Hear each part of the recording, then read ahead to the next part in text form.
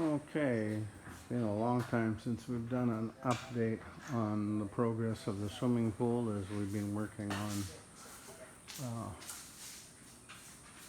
the other site work. But it's its turn now. So anyways, to go into, well, the products used, now the critical point is what do you do to stop a pool from leaking? Now, a little story here. My friend Tom, who, well, just lives up the mountain over there, has been doing property management here for 12 years, and he's managed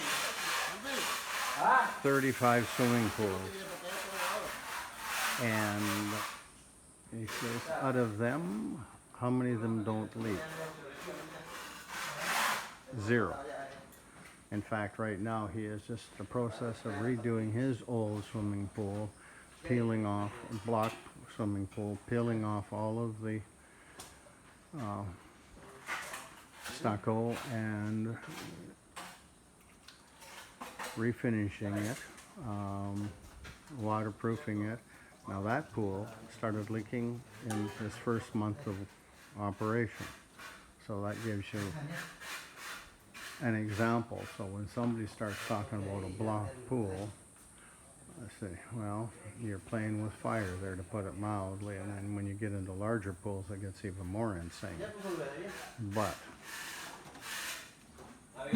that's a real life experience. Oh, well, that old pool of his is 2 years old and he's completely refinishing it to solve all of these leaking problems.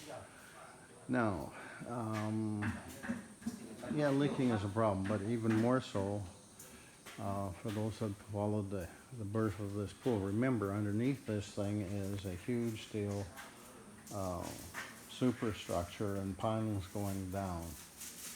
Well, that steel inside of all of that reinforced concrete, if it is getting wet, it is going to oxidize. So 20, 30 years down the road, what was supposed to be a support structure is basically marshmallow. So this is a very significant structural point as to why it's so important to get a pool watertight. Especially, well, if you're taking being in earthquake country and what risks that carries, seriously, this is not optional. But anyways, continuing on. Now, just as a point, what we did here was we formed all of our own nosings using white cement and a limestone powder, and then we polished all of these. I've done other methods, but basically it's almost impossible to make this nice with you trying to make square edges with glass tile. Anyways, another thing is that you want a different color so it delineates so in, but you can see where the heck the stairs actually are. But I mean, we did all of the nosings around here are all polished just like that.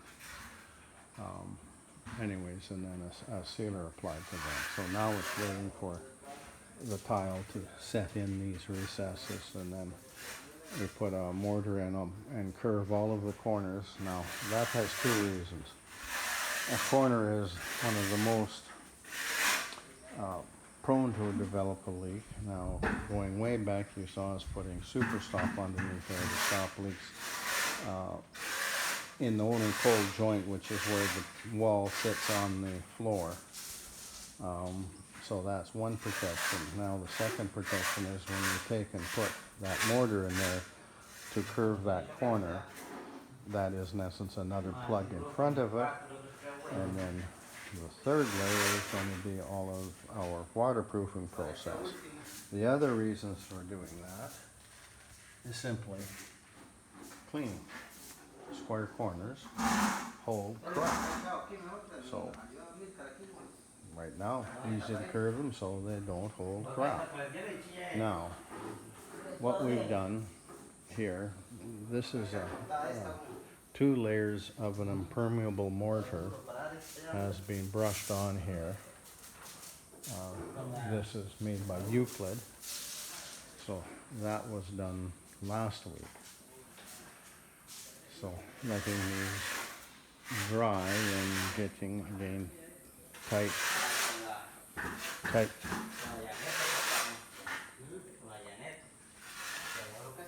enclosures around all of the jets and the floor jets, and all of this is all part of that formula. So we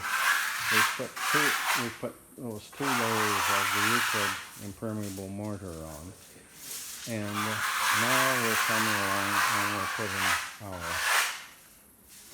next cap, and this is Tennant makes this product from my specialty supplier in concrete works and whatnot. Supplies this to us. So we just started here this morning, and what we're doing is we're rolling this on like a big condom. It's very thick stuff, and now you see Jeffrey there. It's coming back after it's dried a bit, and we're throwing silica sand on there to give this a nice close-up, a heavily textured finish. The reason is the Bondex for holding tile, whatever your wall finish is, needs something to bite onto.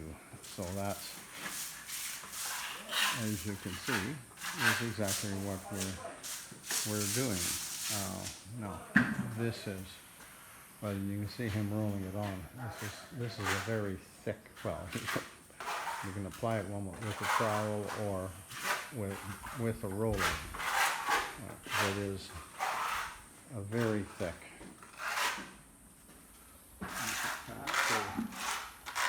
So that creates that, if you want to call it, a big condom for the pool. So the multiple layers of protection, I'll count them out. First of all, you have a filtration agent in the concrete mix. Then we've got 2 coats of this impermeable mortar on there. And number 3 is putting this liquid impermeable agent on there. Then there's going to be a Bondex thin set mortar holding the tile on. And then this tile is going to be grouted with epoxy. So that's protection number 5. So this puppy is not going to leak. So it won't be added onto Tom's shit list of leaky teaky pools. But it's a combination of high quality products, not to be confused obviously with cheap products, because they're not.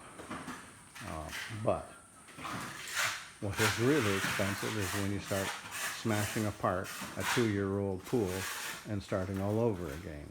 That's really not a cheap way out. And then you're ending up spending the money to do it right a second time over. So, this cost ends up being double to triple what it would have and should have been. So, anyways, just all in all, a goofy scenario. So when somebody like Aquario comes along and says, why we've been building pools out of blocks for 25 years. And he says, okay, that's like saying, I've been beating up my wife for 25 years, so that makes it okay. No, that just shows, pardon me, how stupid you are. I mean, to do that kind of crap work in a seismically active zone. I mean, that defies all stupidity. And when we go back to this here battle between block pools and poured pools, it isn't cheaper. Anybody who says it is seriously mathematically challenged, or just a plain bold-faced liar, or third choice is you're dealing with an idiot. Anyways, enough of my rant for the day. Anyways, we'll continue on another day.